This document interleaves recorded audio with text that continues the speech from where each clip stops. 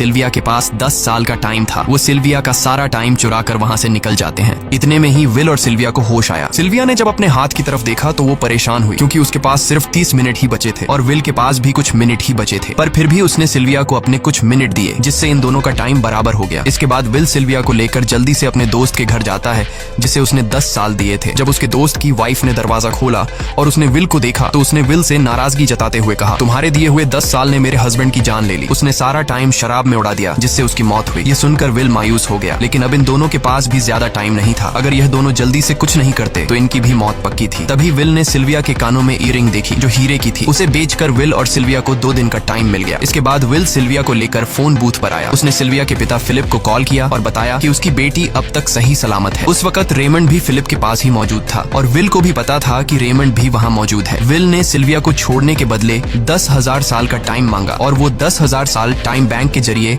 गरीब लोगों में बांटने को कहा और कल सुबह तक का टाइम दिया। हालांकि फिलिप के लिए यह रकम कुछ भी नहीं थी, पर फिलिप किसी भी कीमत पर गरीबों को टाइम नहीं देना चाहता था। इधर विल सिल्विया को अपने घर ले आया, जहाँ पर दोनों सुबह होने का इंतजार कर रहे थे। इसी दौरान सिल्विया ने विल से पूछा कि उसकी फैमिली कहाँ है। इस पर विल ने बताया कि पिछली रात ही टाइम न होने की वजह से मेरी माँ की डेथ हुई। ये सुनकर सिल्विया को बहुत बुरा लगता है और उसे एहसास होता है कि यहाँ गरीब लोग हर पल मौत के डर में जीते हैं। उन्हें एक दिन का टाइम कमाने में कितनी मेहनत करनी पड़ती है। अगली सुबह बैंक खुलते ही विल और सिल्विया खिड़की से बैंक पर नजर रखने लगे, लेकिन बैंक ने गरीबों में टाइम नहीं बांटा। सिल्विया ये देखकर बहुत मायूस हो गई कि टाइम के आगे उसके पिता के लिए अपनी बेटी की भी कोई कीमत नहीं थी। अब सिल्विया को समझ आ गया कि उसके पिता सिर्फ बिजनेसमैन नहीं है, बल्कि वो इस सिस्टम के हेड हैं। वो गरीब लोगों की मौत से अपनी जिंदगी के साल जमा करते हैं। सिल्विया को यूं मायूस देखकर विल ने उसे वापस घर भेजने का फैसला किया। वो उसे फोन बूथ पे ले आया और अपने पिता को कॉल करके अपने लिए मदद बुलाने को कहा। इस दौरान विल सिल्विया को वेपन भी दे देता है ताकि वो खुद की हिफाजत कर सके। इधर सिल्विया फोन पर अपने पिता से बात कर रही थी कि तभी टाइम कीपर रेमंड चुपके से वहां आ पहुंचा और विल पर गन तान दी। रेमंड विल पर गोली चलाने ही वाला था कि तभी सिल्विया ने रेमंड को देख लिया और घबराहट में रेमंड पर गोली चला दी। ये देख विल घबरा कर रेमंड के पास आया। हालांकि वो गोली रेमंड के हाथ को छू कर निकल गई थी। रेमंड के हाथ से बहुत खून निकल रहा था। विल ने रेमंड की घड़ी देखी। रेमंड के पास सिर्फ 2 घंटे बचे थे। दरअसल टाइम कीपर्स को भी सैलरी के तौर पर हर रोज 1 दिन का ही टाइम मिलता था। विल समझ गया कि जब तक रेमंड के पास उसके टीम वाले पहुंचेंगे तब तक रेमंड का ज्यादा खून बहने की वजह से उसकी मौत हो गई होगी। इसलिए विल रेमंड को 2 घंटे का टाइम देते हुए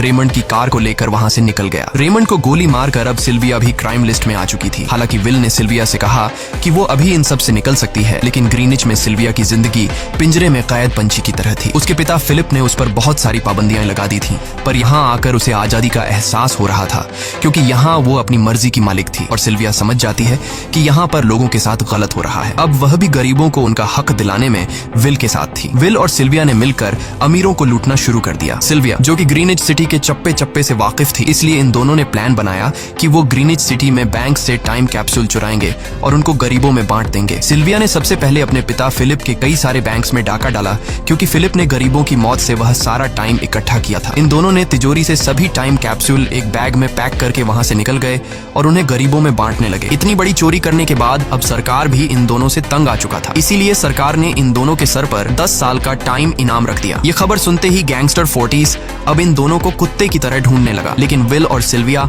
हर रोज अपना ठिकाना बदलते रहते थे, जिससे वो किसी के हाथ नहीं आते थे। यह दोनों एक होटल में छुपे हुए थे। इनके पास टाइम की कमी तो थी नहीं, इसलिए उन्होंने पूरे होटल को ही बुक कर लिया था। फोर्टिस इन दोनों की तलाश में उस होटल के बाहर आ पहुंचा। वहां उसने कुछ लोगों को पकड़कर उनसे विल और सिल्विया के बारे में पूछने लगा, लेकिन उन लोगों पर विल और सिल्विया के बहुत एहसानात थे, इसलिए ये लोग मरने के लिए तो तैयार थे, पर विल और सिल्विया का ठिकाना बताने के लिए तैयार नहीं थे। लेकिन जब फोर्टिस ने उन लोगों पर बहुत ज्यादा जोर जबरदस्ती की तो उनमें से एक बंदा मौत के डर से फोर्टिस को उस होटल के बारे में बता देता है जहां विल और सिल्विया छुपे हुए थे, जिसके बाद फोर्टिस फौरन अपनी गैंग के साथ वहां पर पहुंच जाता है और इन दोनों को पकड़ लेता है। अब विल और सिल्विया का उनसे बच पाना नामुमकिन था। फोर्टिस ने विल को एक टेबल पर बैठा दिया और उसे टाइम फाइट के लिए चैलेंज किया। विल समझ गया कि अगर मैंने चैलेंज से इनकार किया तो फोर्टिस के गैंग वाले लोग मुझे मार देंगे, इसलिए क्यों ना आज इसके साथ पंजा आजमाया जाए। फोर्टिस और विल ने एक दूसरे की कलाई पकड़ ली और मौत का खेल शुरू हुआ। फोर्टिस माहिर खिलाड़ी था। उसने शुरुआत में ही विल का हाथ नीचे कर दिया, जिससे विल का टाइम तेजी से फोर्टिस में ट्रांसफर होने लगा। लेकिन विल बिल्कुल जोर ही नहीं लगा रहा था, जैसे कि वो जानबूझकर हार रहा हो। पर जैसे ही विल के पास अपनी लाइफ के 3 से 4 सेकंड बचे, तभी विल ने अपनी पावर दिखाई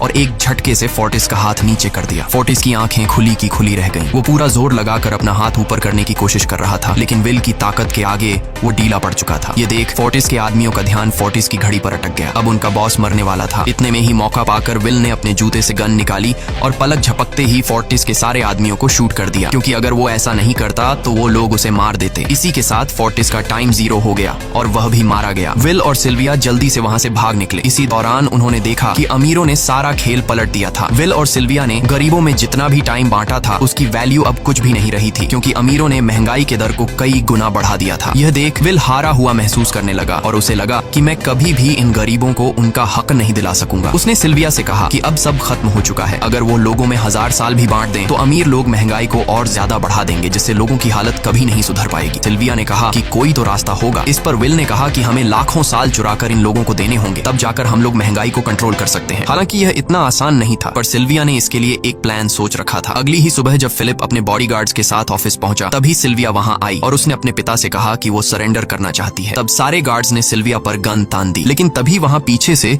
गार्ड के बेस में छिपा विल वहां आ पहुंचा। उसने फिलिप के सर पर गन रखी और उसके जरिए लॉकर का दरवाजा खुलवाया। विल और सिल्विया ने फिलिप के लॉकर से एक टाइम कैप्सूल चुरा लिया, जिसमें 10 लाख साल का टाइम मौजूद था। इस टाइम कैप्सूल का एक एक साल गरीबों की ही मौत से आया था। विल और सिल्विया वह टाइम कैप्सूल लेकर भाग जाते हैं। इधर रेमंड को जब यह बात पता चली तो वह फौरन विल और सिल्विया के पीछे लग गया। जब रेमंड ने अपने हाथ पर घड़ी को देखा तो उसके पास 1 घंटे से भी कम टाइम बचा हुआ था। वह हेडक्वार्टर कॉल करके कहता है कि मुझे मेरी सैलरी कैप्सूल में भेज दो, मेरे पास टाइम कम है। लेकिन इससे पहले कि वह अपनी बॉडी में कैप्सूल से टाइम ट्रांसफर कर पाता, उसे विल की कार दिख जाती है और वह कैप्सूल से अपनी बॉडी में बिना टाइम ट्रांसफर किए उनके पीछे लग जाता है, क्योंकि अगर वो 10 लाख साल गरीबों को मिल जाते तो गेटो टाइम जोन का हर एक इंसान अमर हो जाता।